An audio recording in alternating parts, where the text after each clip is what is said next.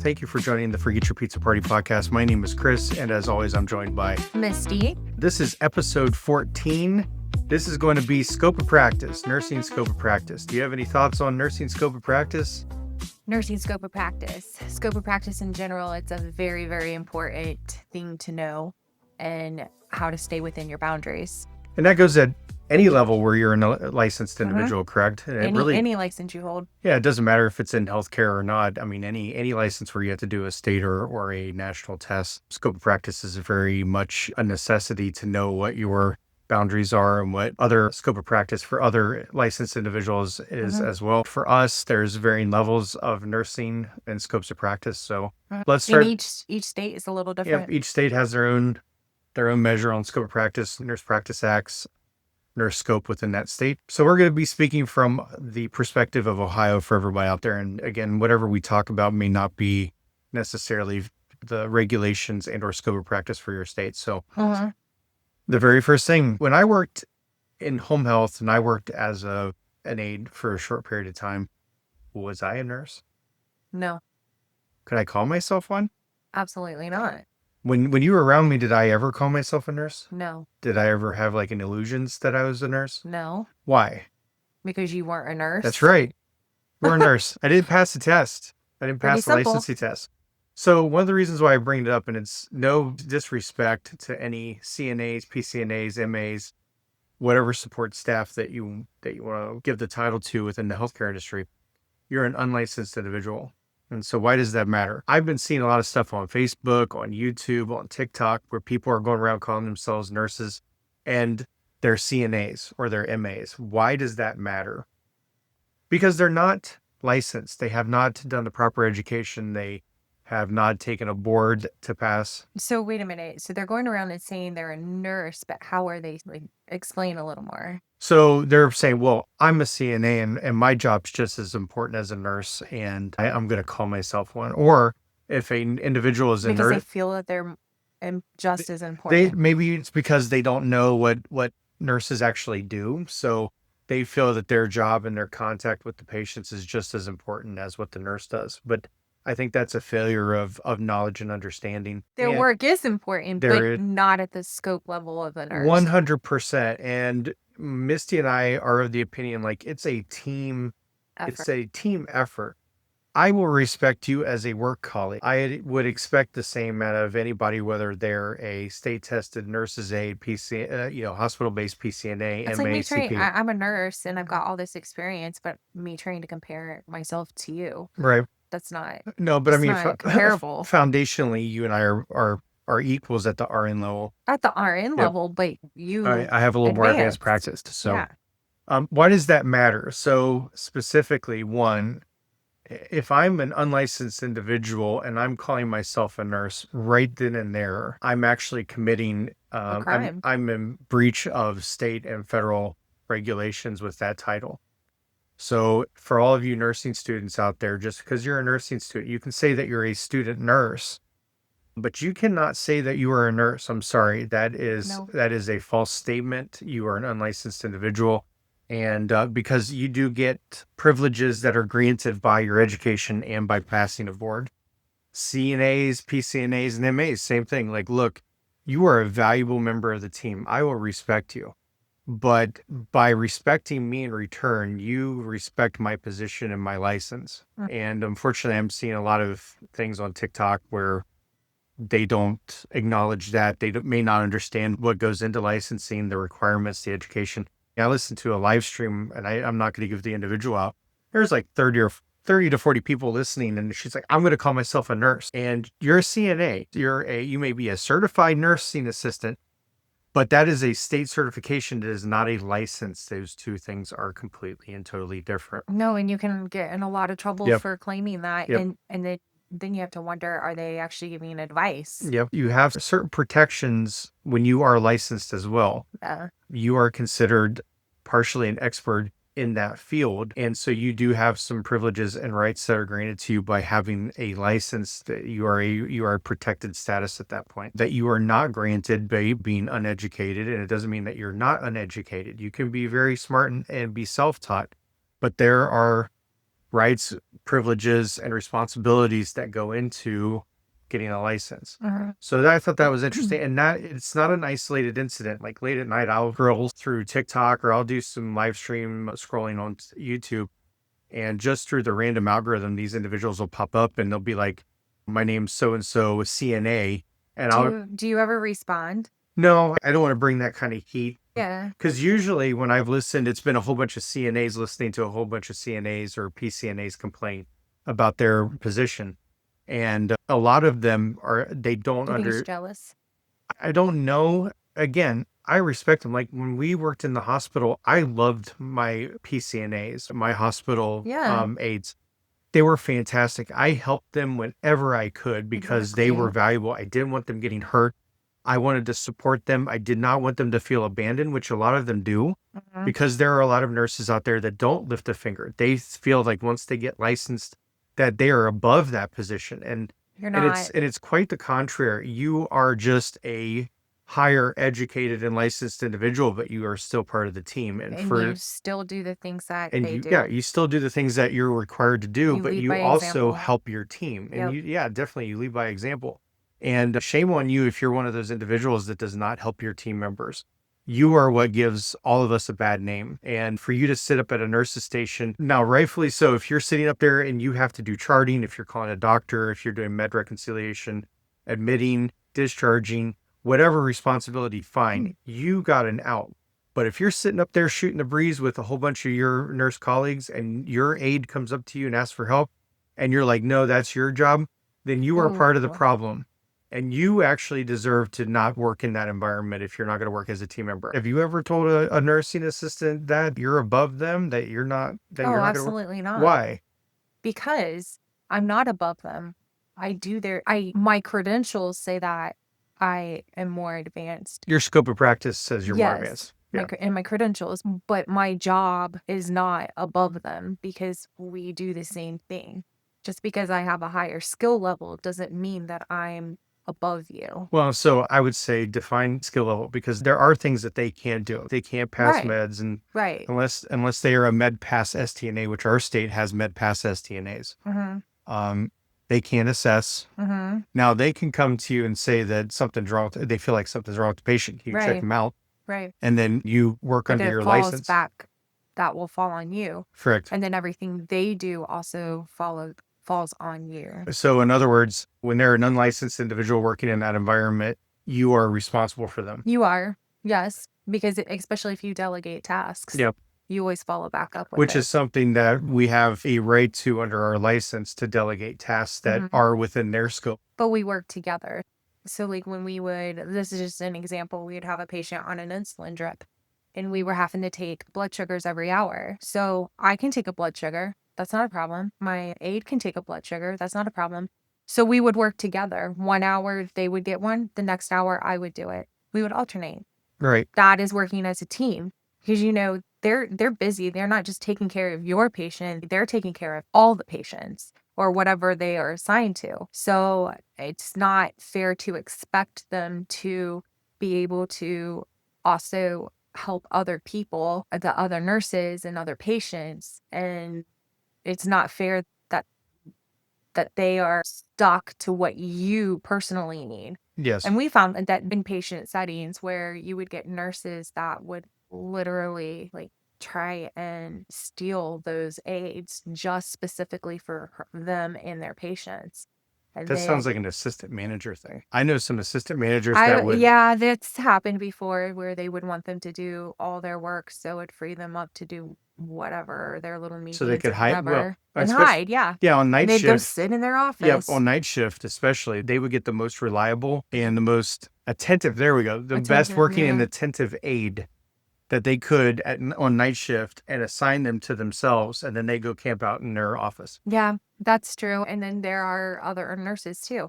But like I said, when we work as a team, I'm also working as a team with my other nurses by saying, hey, I've got this. They're helping me with this, but you're also not keeping them to yourself. Did you ever run into any conflicts with aides that thought they were working beyond or above their scope of practice? Or I guess it's not even their scope of practice, but beyond what they are hired on for? Because they they have an assignment. They have the ability to carry out certain tasks, but they don't necessarily, I would say, have scope. No, the ones that I worked with, cause where I worked inpatient, we were a very tight-knit group. Mhm. So we all worked very well together. So everybody kind of knew their scope. Now, some always you would get some aides that felt that nurses could always do more or would get frustrated because a light would be going off and it would just be expected that the aide would go do it, which that is their job. That was their job to answer call lights. But when they're getting hit after hit, or it's the same patient, because you always get that patient that his call it every 5 minutes or that confused patient, you get up, you go help. The ones I always made sure that So I we would didn't, help them on was total care patients. yeah, so it's not, they kind of knew their practice scope. And then if something was wrong, they had a good rapport with us and they would come to us Yeah, the and be good like, ones would. hey, there's something wrong here. Do you mind taking a look? Or I don't feel comfortable with this. I always made that known that I was approachable. You can approach me. If there's something that you don't feel is right, I want you to tell me. Right. Whether it's my patient or not, tell somebody, act on it. When we started, they still had LPNs in the hospital before. I never worked with Now, LPNs. see, I did. I worked with some LPNs at our hospital that we worked at. They still had some. There were not many, but that was right around the time they were going to start transitioning into, They phased them out. they phased them out. The first phase was getting rid of LPNs completely, and then the next phase was getting rid of the associate's degree RNs, and then only having, you either had to work towards your bachelor, you either had to have your bachelor's or be working towards your bachelor's. I think they gave everybody, what, 5 years to make that decision, Mhm. three to You had five. 5 years, and then some were obviously grandfathered Yep. in. And then after that, it was strictly BSN, RN. Well, and if you got a job with them, you had to already be in a bachelor degree program, Yep. So which is pretty standard now. I worked with the one. It was kind of interesting, especially the only thing I really wanted. She knew her stuff better than most of the nurses. The only thing that we had Well, to, they are nurses. You're registered. See, that bothers me because I worked with an LPN. She always made herself feel like she wasn't an actual nurse. But that's not true. You are a nurse. You yeah, sat for a license. it, You are a it's hard for nurse. me to get past it. And I worked as an LPN for a long time Yeah, before transitioning into the RN role. And I still have a hard time getting over the thoughts that they're not a nurse. but they are. And I always thought that I wasn't, just because I didn't have the RN and I was limited in what I could do, especially in Ohio. You still can pass meds and do a lot of the other things that the And you RNs can. work under an RN, Yep. but you are a I nurse. know. Anybody out there who's an LPN, you are a Yes. nurse and hold your credentials proud. Yeah. And I really believe that a lot of the LPNs should have been grandfathered in, Mhm. because, again, a lot of the LPNs that I worked around knew their stuff better than some of the new grad and RNs that have worked 5 to 10 years. These LPNs by far knew as much or more than they did Mhm. through their scope. And really, the BSN really wasn't anything to do with our practice. It really didn't add anything. My idea of the BSN is a bullshit nursing degree Yeah. because literally it was just a rehash of the RN A little more detail. education, It had a a little lot more more detail, papers, a lot more, but a lot more writing. there was the actual RN school was more detailed. But that's why I'm saying a bachelor But degree the bachelor, is a bullshit nursing yeah, degree once you have your ADN. I did my ADN to bachelor's. I did, what, 9 months, and I have my BSN because I stacked classes, because that's how much of It was stupid. it Like, was stupid. you literally just I took redid art. I everything. took art history. Yeah. I don't need to know Picasso or Monet in order to pass a med. Didn't need to Had know. nothing to do with I your really didn't need to know sociology. no. I Well, thought, that was a lot of that's your RN. all right, So I got a question for you. yeah, So how do you feel about, so, you talk about scope of practice and you know how in school they would always say, if you don't feel comfortable doing something, don't do it because that's your license. Have you ever been put in a position where as a nurse you've had to make a decision on, is this really something I should be doing? One, have I been educated? Have I been trained on a task or a patient that you have no idea like how to manage the disease process? Is that working within your scope, do you think? I've had it happen all the time. I have too. But And what's your take on like how that well, affects your scope? what's really messed up about it is that people that are supposedly RNs that are in management will come to you and pressure you to take certain individuals Mhm. that they know are outside of your scope. The very people that know how that we should be protecting our license and our careers are the same individuals that will approach you and pressure you to do something that's against your scope of practice. And they knowingly do it. And I am not out of the woods, even working as a nurse practitioner, being forced to, again, I do put up a resistance, but there is a overwhelming amount of pressure to take patients that are beyond your scope of practice. And I'm very cognizant of my scope of practice. I am not as well trained as a doctor. I know my limits. It doesn't mean I'm not intelligent enough to become a doctor, but I have not gone down the amount of training that they have and the breadth of training that they've had. I mean, they've touched on pretty much every specialty during their med school and residency and I haven't, even though I've been doing this for a long time. So I know when I have a patient that is beyond either my knowledge or my scope, and there are forces that work behind me that acknowledge that they're out of my scope of practice and will do everything in their power to get me to still see them. Yeah. Well, I got a situation that I had when I was working inpatient. I'm not going to go into too much detail about the actual, it was a surgical patient, but I'm not going to go into great detail about the Yeah. surgery and all that.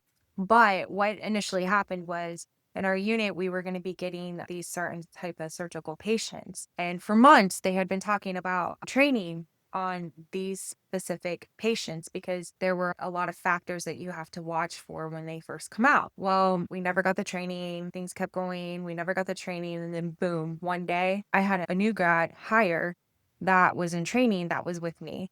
And they come up to me and we were next to get a patient and they were like, "You're getting this patient that's coming out of surgery and this is the patient name and surgery's on the line to give you a report." And I'm like, wait a minute, wait a minute.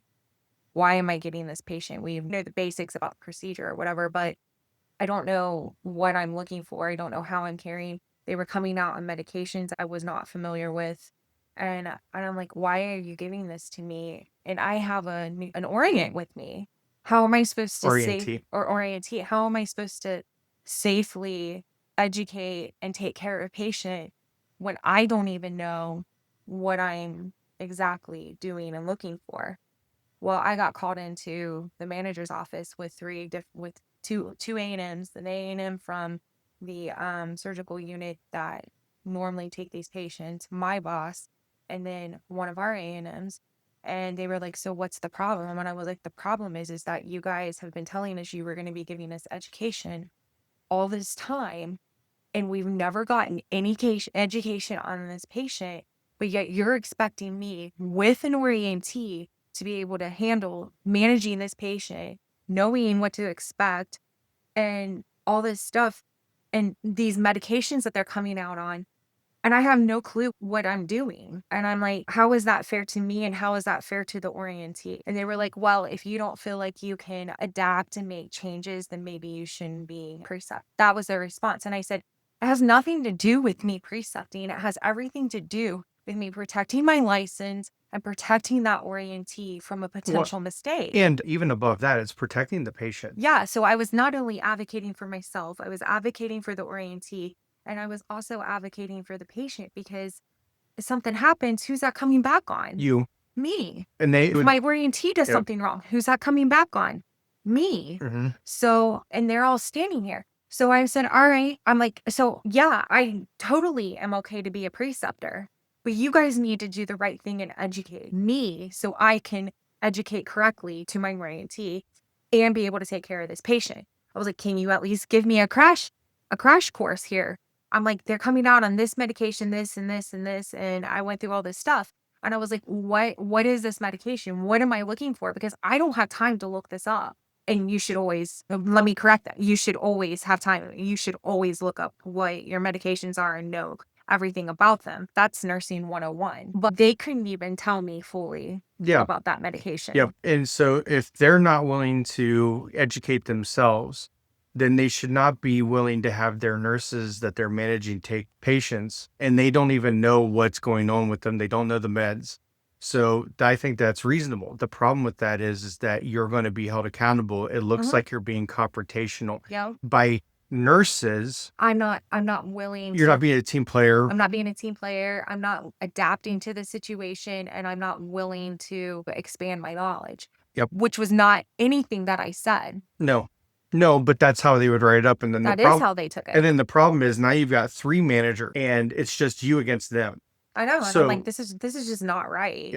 And Like, so the problem we also had is at the hospital, one of the hospitals we worked at, it was non-union. So you don't have anything to hold anybody accountable.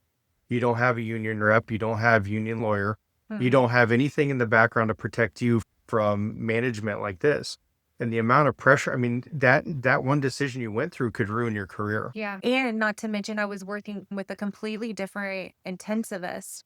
So I don't know what their expectations are. And with the ICUs, your intensivists are very particular Yes, and can be very, very in your face if you don't know what you're doing. right. Well, they should never have had you take a patient that one new medication, fine. That happens every once in a while. You may not get an in-service on it, but if there's a new Right. medication, that's fine. But But when you're talking about a surgical procedure, there's things that you need to know how to manage these patients. So I don't really want to go into the great detail of it all, but no, that example right there put me in a compromising position because I'm like, do I stand up for this or do I just go along with it? Well, I decided to stand up for it. And of course, I got backlash on it and basically told I shouldn't be precepting because I wasn't willing to which is do it. unusual because you were sought out to precept I because of how was good you were. the main Yeah. preceptor. So you're good enough to handle all of the new orientees. But then when you advocate against something that they're doing, now you're not worthy of their praise. Now that you have doubts of their decision, which that seems to be a common thing that I Mhm. have seen firsthand is, you get somebody into a certain position and lobbied praise on them. And then all of a sudden you rock the boat. And now, oh, you know what? I don't think you were ready for that. We made the wrong decision moving you into that position. And how can you go from one way and completely flip it another just because you're doing what you're taught to do and what you're told to do? You're doing it for the patient, they come first. Then you're doing it for your own safety, for your license, and you're doing it for anybody else that's training under you. Well, it's the same way when you would float to another floor and They would give you the worst and if assignments if ever. they well, and if they were more of a specialized floor, say like neuro or something, and then they try to give you like the worst stroke patient or some type of surgical neuro Yeah, patient or and you're something, not you're and not you're like, I NIH have no certified or anything idea. else. What am I allowed to do here? Yep. That's outside my scope. There were times I had to fight for certain Yeah, things. I floated to a neuro floor and they had to do an IH wire. I was like, look, I'll take seizures, I'll take post neurosurge, but you're not giving me the stroke patients. I am No. not NIH certified. I have not gone through certification. I've not gone through the training. You're not going to give me those patients. Now, do I know at the base of what I'm looking for if a person's having a stroke? Yeah, yeah.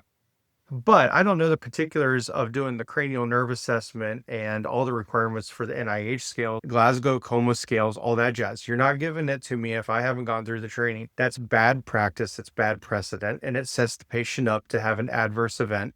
And it sets you up to be brought in on a quality review and or potential board review if that patient has an adverse or sentinel event. And you can lose your license. Absolutely.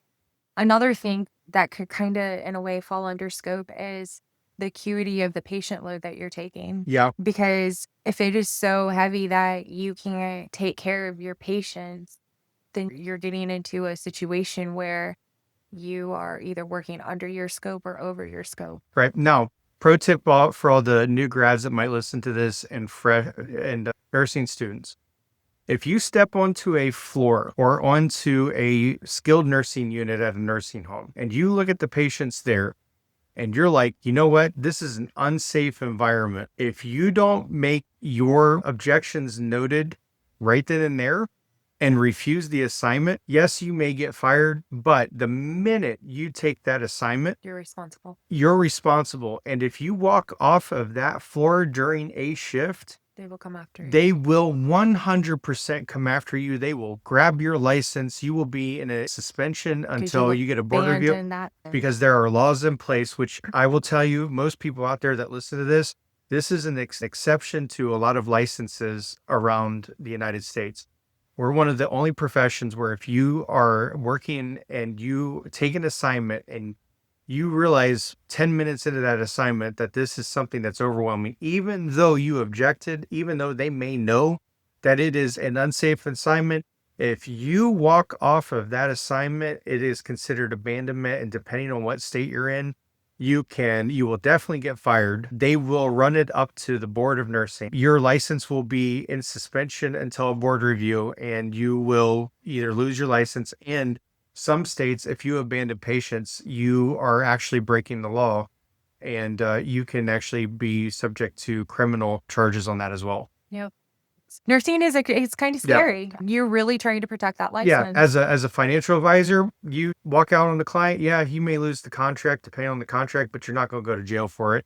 Stockbroker, I mean, all these other industries, you're not potentially going to be going to jail for it. We're one of the only ones where if we walk off an assignment, something happens. Not only are you opened up to losing your license and not practicing again, you can be definitely open to civil litigation and in some cases criminal. Yeah, so definitely if you are in a work environment where it's risky, take a look at what's going on and determine if this is really right, if this is safe, and then make a decision before you accept that assignment. And I'm not gonna lie, when COVID was going on, a lot of us would walk into our units and take a look at things and our staffing, and we would make decisions like, am I really gonna do this? And not one of us ever turned away because we would never put it back on one of our other peers.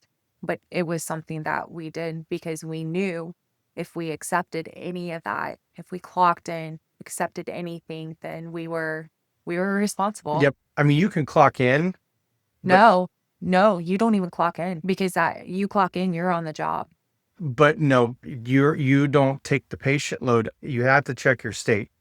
But the only way that works, you can clock in. Some states you'd have to look at it, but the minute you take a handoff, you get report. That assignment is now yours. It just depends on your We state law. we wouldn't even clock in because we were so afraid of what kind of risks and what extent they would go to because of how desperate it was.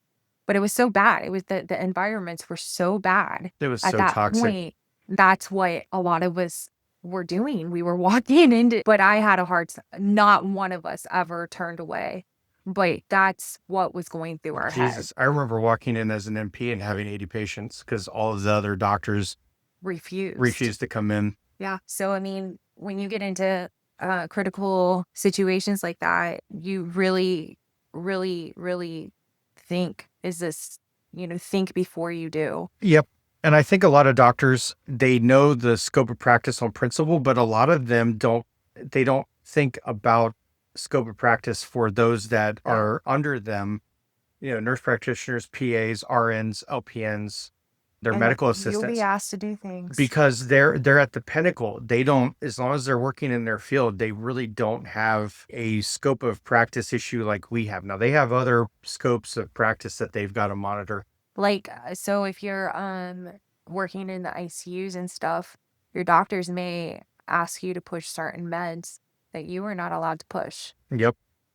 Sedation meds or Oh, one of my favorite was getting them asking us to get consent for blood. oh, absolutely not. When I did my travel assignment, where I went, their process for blood was I if never the remember you calling me yeah, that. I was like, if the consent wasn't gotten when before they came up to the floor, the nurse was to go in and have them sign the Nope. consent forms. And when they told me that and they said, yeah, you just go and have them sign it and then you put it on the chart and then the doctor will sign it in the morning. I said, absolutely not. Nope. I said, I'm not doing Because that. you even called me on that, and I I said was like, no, what, what is 100%. That's out of your this? scope of practice. And I refused and I made that house doctor come and actually speak to the patient directly about it because I'm like, I am Oh my not God, doing that. that's so risky to have. You can't. They have to know why they're getting the blood. They have to know the ramifications of any I can allergic reaction to it. educate. You can educate after the provider has done the initial rundown on why they need it, what it's for, what are the adverse reactions, how they treat the adverse reactions, et cetera, et cetera. Same thing with procedures. Yep. And that's another one I remember as an RN, I had a few docs trying to get me to do the signatures for procedures. I was like, absolutely not. Get your ass in here. That's why you get paid the money that you do. I know. Yep. So you got to stick up for it, know your rights. If you see something wrong, if you see somebody else doing something that's out of scope, have that conversation. Listen, these jobs are not worth potentially losing your license. If they're asking you to do uncomfortable things that you know that are beyond your scope of practice, then you do not need to be working there. Question it. Question it. Go find someplace else to work that it's not going to do that. The problem is in healthcare, it's almost everywhere. But you stand your ground. Uh-huh. Because push comes to shove, maybe 9 times out of 10, nothing happens, but it's that one time. And if a lawyer comes in or a state does an audit and they find out that you did something that's outside of your scope, the hospital will say, well, we didn't ask them to do that. And of course, there's no documentation to prove that they asked you to do it. So then guess who it falls on? It 100% will fall on you, and they will make you fall on your sword, and they will not protect you. No, they won't. You will lose your license. You will get fined. And do not think that that nice person or nice doctor will not throw you under the bus. Oh, there's some of the worst ones besides the managers. Yep. Because you think they're protecting your license hardcore, doctors will protect it 10 times worse than you will. Yep. And they've got the money and the resources to fight you on it. Yep. You don't have anybody backing you. So anyway, that's I think that was a pretty good episode because there's a lot of information because this is something that comes up and it will come up throughout your entire career. Mm-hmm. We talk about scope all the time. Yep. Well, we're going to end it there. And like usual, you are more than your job. You are replaceable at work, but you are not replaceable at home.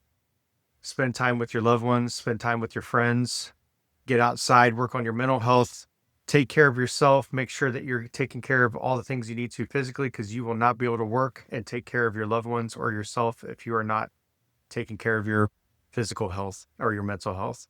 Yeah. And Valentine's right around the corner. So happy Valentine's to everybody. And, go give that hug to that special person. True. Well, I think we're almost at the end of the week. It's almost the weekend. Yeah. Y'all make it home safe to your families and your loved ones. Have a good weekend. Have stable shifts. Work as a team. Don't be that lazy nurse that sits at the nurse's station and lets everybody else do the things that they're not willing to do. Be that leader. Be the one that leads by example. Yep. Speak up. Yep. Till next time. Till the next time. Bye now.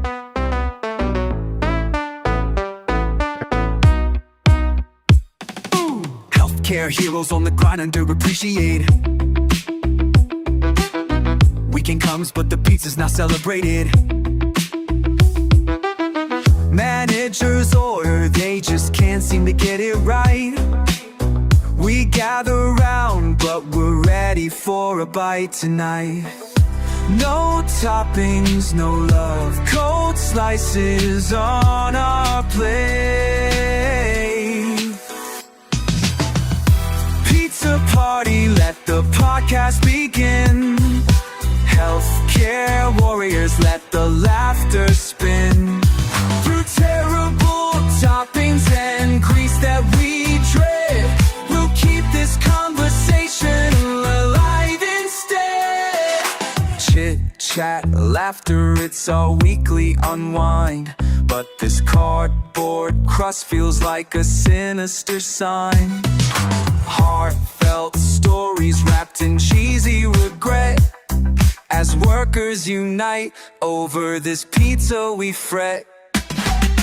A slice of happiness, more like a slice of pain.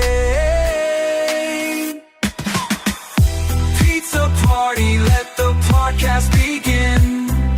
Healthcare warriors, let the laughter spin. Through terrible toppings and grease that we dread, we'll keep this conversation alive instead. So here's to the workers, may your pizza improve. Together we'll rise and we'll make our groove.